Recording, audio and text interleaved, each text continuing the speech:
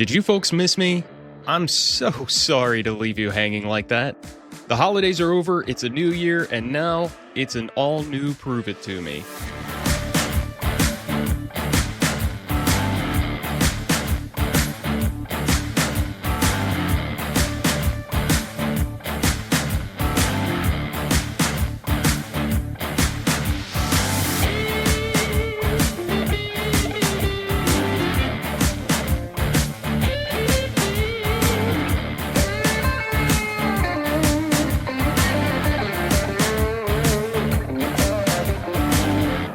Hello, everyone, and welcome to Prove It To Me. I'm your host, Dr. Matt Law. So it turns out podcasting is difficult. I mean, maybe if I just wanted to spew utter nonsense about meaningless bullshit, it would be easier. Like, this really is complicated and time consuming. Over the past few weeks, I've developed a much greater appreciation for those true crime podcasts, or even the ones that aren't about crime but require a lot of investigative reporting. Setting up interviews, writing everything down, putting it together in a logical story form timeline to keep the audience engaged, these things are legitimately the culmination of years of work. And what do? We binge it in 6 hours. We love the stories, but we don't always take the time to appreciate all the work that went into it. And I don't even know what these folks get paid, but divided up over the hours spent on content creation and production, it can't be phenomenal. And here I am over in my dark little corner working on a niche podcast that I truly believe is something we need. I am super passionate about research. True research. Studies that are methodical in nature, experimental in nature, collecting data to better understand the relationships between phenomena in this crazy complex world. To me, this work is exciting. The challenge is that it takes a lot to make it exciting for the masses. Something you probably noticed in my first couple of Study Finds episodes, the real research is super in-depth, takes a lot of time, and usually only ends up concluding one or two tiny little facts that barely move the needle on our understanding of these relationships between concepts. Then, the good studies will say, quote, "We need more research in this area." That's frustratingly boring. That's why when we read news articles that summarize the abstracts of big research projects, they almost have to embellish a little. Otherwise, no one would read it. Not only that, I've said this before that it's difficult for the layperson to access this research. You have to have academic credentials or paid access to read the research we're talking about. Unless it's open access, in which case the study authors themselves paid for that privilege. So we find ourselves in this weird situation where real, unembellished research, by default, ends up being for the researchers. Not intentionally, but incidentally. We have this disproportionate number of folks who are academics themselves, reading the work of other academics and performing more research themselves to be read by, mostly, other academics. It's a never-ending cycle.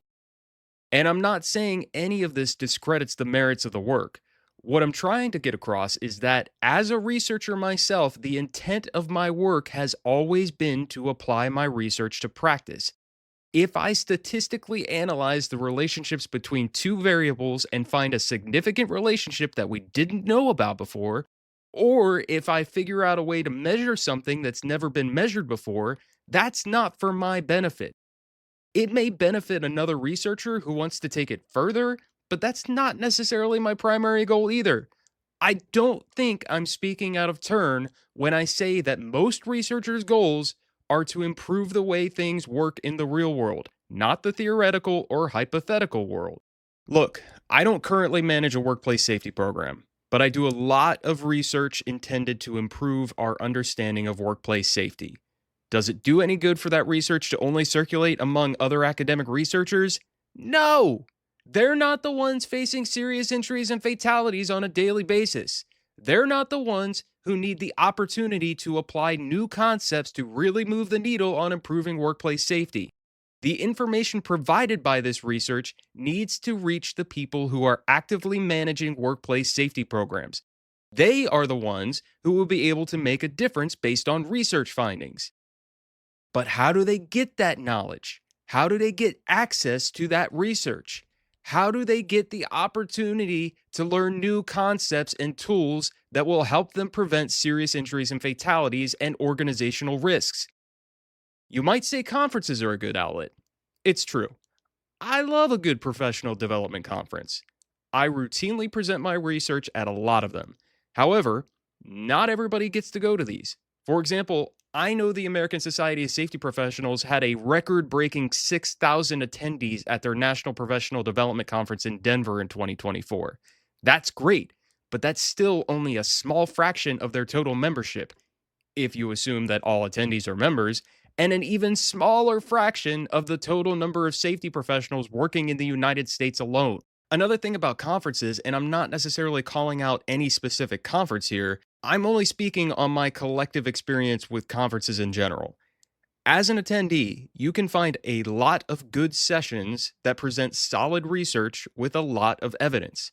Unfortunately, these sessions can get lost among the dilution of sessions that are plagued with topics that are really just these big, sexy ideas, but present absolutely no evidence or actionable takeaways. They might get great reviews because the speaker is engaging, but really, nobody learns shit, and none of it is helping actually improve the profession. Again, I'm not calling anyone out specifically, but if you're like me and you've attended these conferences, you probably know what I'm talking about. I know, as a researcher and a routine speaker, I get frustrated when my evidence based information gets lost in the sauce.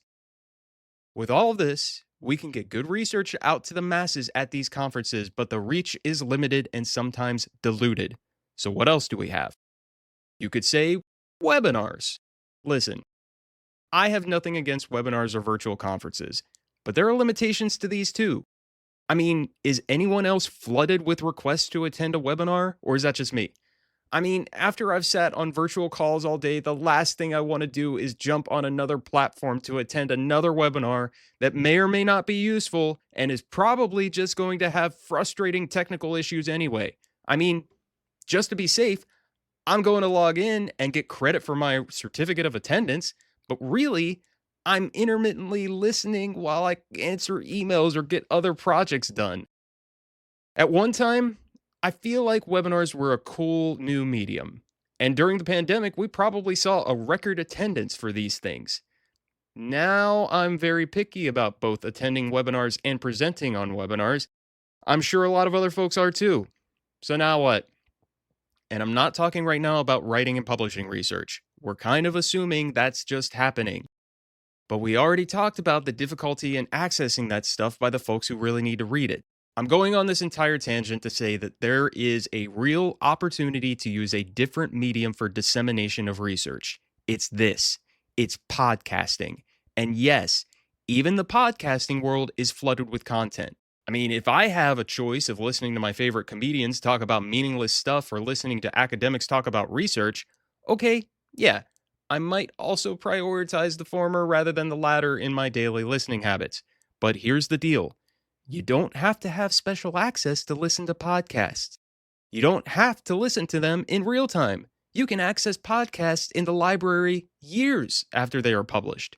You can talk for 5 minutes about your research, or you can go on for hours. And if you don't want to be on video, you don't even have to fix your hair. By the way, in case you were wondering, it does take 6 different products, but only 10 minutes to do this hair. Gentlemen, you too can have fantastic hair in only 10 minutes or less. You don't have to remain filled with envy just because Dr. Law has better hair than you. Okay, back to the tangent. This is a call to researchers and consumers of research. Let's get this stuff to a larger audience through podcasting. Let's make the effort to bridge the gap between research and practice by getting evidence-based solutions out in an easily accessible way to the people who can make the difference.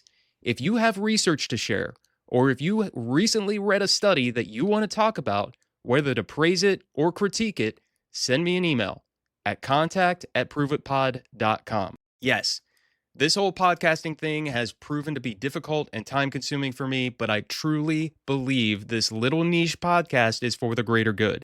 I want our practitioners to learn about the work that is happening in academia. I want them to be able to learn how we are thinking about different relationships and how to measure concepts. I want them to be able to take these things and apply them to their work, especially when we're talking about workplace safety. I firmly believe that protecting people, property, and the environment will not happen because of all these big ideas and theories and conceptual models that have absolutely no data or evidence to back them up. It will happen because of good research that gets placed into the hands of practicing professionals, from the field to the plant floor to the C suite, and who can make real change happen with actionable evidence in hand. Let's do that. Let's get research out to the people who can make a difference. When we do that, I can cut back on these silly little study finds episodes, bashing news outlets for over embellishing research and making you think that you're about to die because of your sleeping and eating habits. But while I do have some researchers in the pipeline who want to talk to you about some of the great work they're doing, I don't want to deny you your regular dose of research that you've come to know and love in the few short episodes that I've undoubtedly had your undivided attention, right? You're not doing other stuff like driving while listening to this, are you? You better be paying attention to me. I demand attention. No, I'm just kidding. Actually, I find for most things that I listen to, I pay attention even better when I'm doing something else, like house chores, exercising, driving. Personally, I'm more likely to get sidetracked and stop paying attention when I'm just sitting and listening. I apologize to every professor in whose lectures I totally spaced out. Spoiler alert, it was every single one of you. Not your fault. As it turns out, my attention span isn't the only thing that suffers when I'm sedentary. It could also be my heart health. Now, listen, I know some of you are looking for safety research. Guess what? I actually did that this time. I went to the National Safety Council's Safety and Health magazine for this one. So take that. Here's the headline. Study asks. Okay, it's not study finds, it's study asks, but close enough, right? Okay, study asks, how much sedentary time is too much? Now look, I'm actually going to give Safety and Health magazine some credit here. First, this headline draws me in without drawing an overzealous conclusion. That's good. I don't have to bash another news source for milking everything they can get out of an abstract just for some clickbait. Second, I'm going to argue that this is legitimately a safety topic. No, we're not talking about big sexy hazards like arc flash, confined spaces, or working at elevated heights, but we are talking about a legitimate work hazard. How many jobs out there require sitting at a desk all day to perform work? A lot. If you're listening, you might be one of those who face this hazard. I know I am. I do a lot of sitting for work. Sedentary time is built into my work process. Now, this article is relatively short, so we're not going to spend a lot of time here. Basically, the author is talking about a recently published study that looked at data from nearly 90,000 people in the United Kingdom that wore activity trackers. And they found that people who were sedentary for more than 10.6 hours of the day were at higher risk of cardiovascular issues such as atrial fibrillation, heart failure, first heart attack, and death from cardiovascular causes. The last part here that really got my attention was this, quote, even those who also got the recommended 150 minutes of moderate to vigorous physical activity a week were affected, end quote. Okay, now I'm mad. I do exercise. A lot. I try to get at least 30 minutes a day, which means I almost always meet the recommended minimum 150 minutes per week. I do this because I know I should, and it makes me feel better physically, mentally, and emotionally. But I've just gotten handed a doozy. All of that may mean nothing if I'm sedentary most of the day. Am I really in trouble? Am I really heading to an early grave, even in the face of all the exercise I so faithfully do? All right, let's click into the full study now. Unfortunately, this is another one that's not open access. I had to use my academic credentials. I'll include the link to both the Safety and Health magazine article and the study abstract in the episode notes. But you'll have to get creative if you want full access to the study I'm reading. The study title is Accelerometer-Measured Sedentary Behavior and Risk of Future Cardiovascular Disease. And it was published in the Journal of the American College of Cardiology. I'm not going to hold you in suspense here. This looks to me like a well-done study. In the section for funding support and author disclosures, I don't see any real conflicts of interest. There's funding from both private and public organizations, but realistically, no one is trying to sell me anything with this topic. I can't buy less sedentary behavior like I can buy, for example, maple syrup. Let's talk about the study participants. Apparently, the UK has this really cool thing. I think it's really cool, called the UK Biobank. They recruited a little over a half million participants from 2006 to 2010 to be part of a national data set. It's all voluntary and consensual, so there's no issues there. But this is a really cool way to get a bunch of folks and build up a bunch of data for use in a bunch of studies at a later date. So, from 2013 to 2015, about a quarter million UK Biobank participants were invited to participate in the study using accelerometers. So, basically, wearable fitness trackers, and slightly over 100,000 submitted data. They tracked sleep, sedentary activity, light physical activity, and MVPA, which is moderate to vigorous physical activity, otherwise known as good old fashioned exercise. After excluding some of the sample for insufficient tracker data, they ended up with just short of 90,000 participants. Now, with such a large sample size, this ended up being a healthy mix of folks, but the average age was 62 years old, plus or minus 8 years, and 56% were women. So, what are the outcomes they measured aside from the activity? They looked at outcomes of atrial fibrillation, heart failure, myocardial infarction, and cardiovascular mortality, meaning death by cardiovascular disease. Folks, I have to tell you, as I was writing all of this down, my legs were falling asleep. I had to stand up a few times. I don't know if it was mental or physical thing, but I'm getting really self-conscious about my sedentary habits now. So, to create their comparison groups, they used quartiles based on sedentary time per day. What does that mean? Basically, if you put average sedentary time per day on a horizontal line and you distribute the participants on that line, you are able to look at the distribution curve, otherwise known as a bell curve, and then split the distribution into four equal parts from the middle, which is the median sedentary time. That median sedentary time was 9.4 hours per day. Each quartile had roughly 22,000 participants. The bottom quartile of participants had less than 8.2 hours of sedentary time per day. The second quartile had 8.2 to 9.4 hours of sedentary time per day. The third quartile had 9.4 to 10.6 hours per day, and the top quartile had greater than 10.6 hours per day. In the sample characteristics chart, you can see that the demographics such as age, sex, race, and education are pretty evenly distributed across the quartiles. That's a good thing. Some interesting things to note just by reading the chart and not by statistical analysis: average body mass index increases with every quartile step. Obesity, diabetes, and medication for hypertension increases with every quartile step. And interestingly, alcohol intake also increases. So, I'm going to gloss over the statistical analysis portion for the relationships between variables. Not because this is unimportant, but because this is not a statistics class, and I don't want to put everybody to sleep.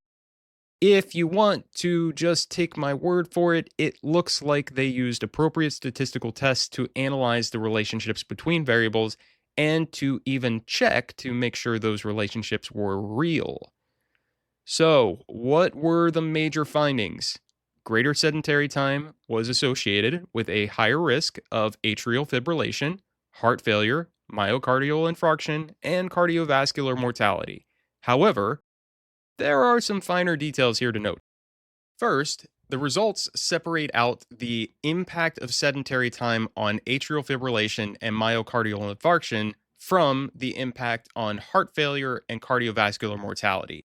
It seems like the impact is larger on heart failure and cardiovascular mortality. Compared to the second quartile, these are the folks who had 8.2 to 9.6 hours of sedentary time per day. Sedentary time in the top quartile of greater than 10.6 hours per day had a 50% higher risk of heart failure and cardiovascular mortality. Furthermore, There was a substantial increased risk for those things for every hour beyond the 10.6. Like the line graph just shoots straight up in the air. And these issues seem to be less affected by meeting the minimum recommended standard of moderate to vigorous physical activity per week. So that's a lot. By comparison, if we look at atrial fibrillation and myocardial infarction, there was only a 10 to 15% increased risk in the top quartile versus the second quartile. The relationship looked pretty linear, so no shooting straight up in the air. And when the models were adjusted for that moderate to vigorous physical activity, those relationships were no longer observed.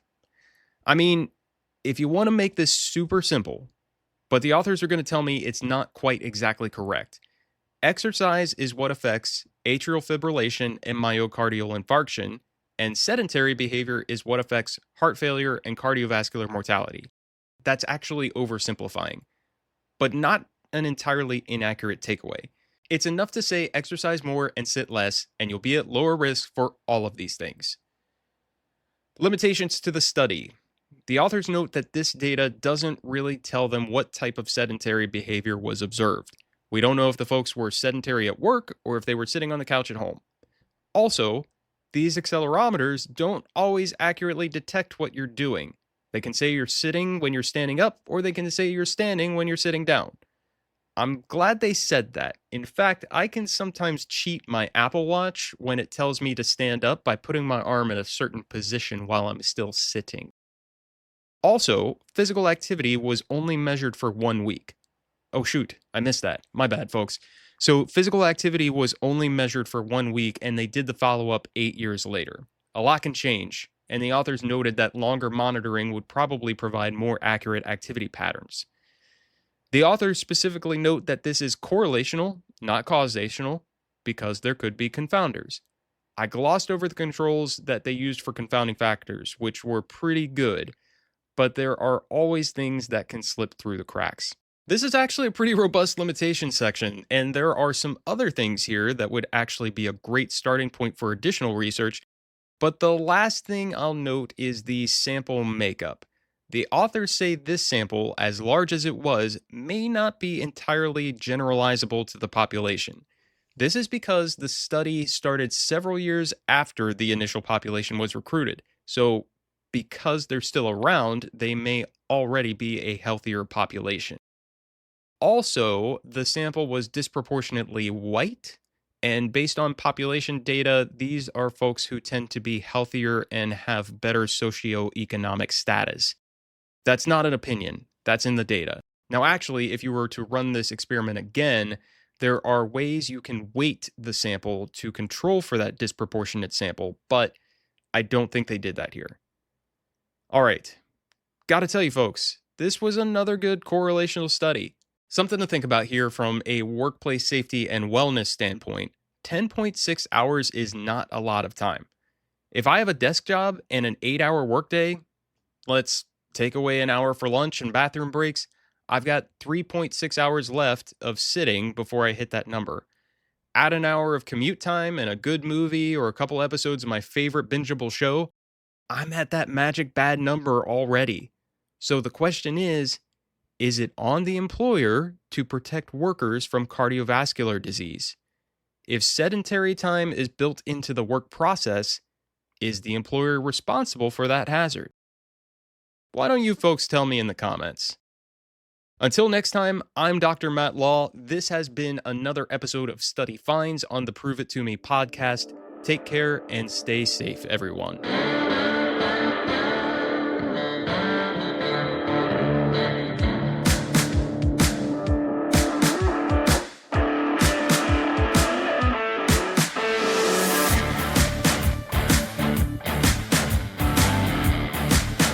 Prove It To Me is produced by me, Matt Law. Original music by Wes London.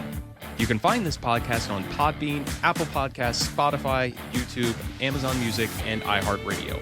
Like what you've heard so far? Please like, subscribe, and follow wherever you get your podcasts. And leave a 5-star review on Apple Podcasts. Got questions about what we talked about or research that you want to share? Send an email to contact@proveitpod.com. The views and opinions expressed in this podcast are those of the host and its guests and do not necessarily represent the official position, opinion, or strategies of their employers or companies. Examples of research and data analysis discussed within this podcast are only examples. They should not be utilized in the real world as the only solution available, as they are based on very limited, often single use case, and sometimes dated information. Assumptions made within this discussion about research and data analyses are not necessarily representative of the position of the host, the guests, or their employers or companies. No part of this podcast may be reproduced, stored in a retrieval system, or transmitted in any form or by any means, mechanical, electronic, recording, or otherwise, without prior written permission of the creator of the podcast. The presentation of the content by the guests does not necessarily constitute an active endorsement of the content by the host.